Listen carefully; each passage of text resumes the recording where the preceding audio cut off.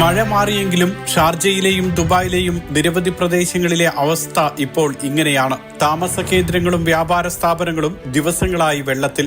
കുടിവെള്ളത്തിനും ഭക്ഷണത്തിനും ക്ഷാമം. വൈദ്യുതിയും ഇന്റർനെറ്റുമില്ല.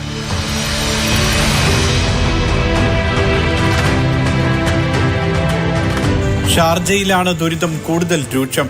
അൽമജാസ്, മുവൈല, അൽവാർഡ സ്ട്രീറ്റ്, അബുഷാഗര എന്നിവിടങ്ങളിലെല്ലാം ഇപ്പോഴും വെള്ളം കയറി കെട്ടിക്കിടക്കുകയാണ്.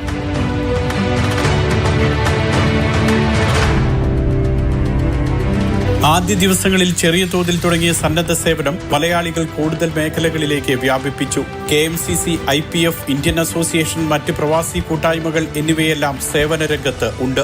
ICF പ്രവർത്തകർ 2 ഷിഫ്റ്റുകളിലായാണ് സന്നദ്ധ സേവനം നടത്തുന്നത്.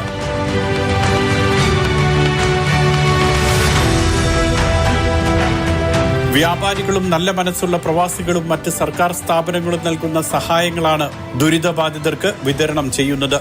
ആഴ്ചകളെടുത്തെങ്കിൽ മാത്രമേ ഈ പ്രദേശങ്ങൾ സാധാരണ ജനജീവിതത്തിലേക്ക് തിരിച്ചെത്തൂ.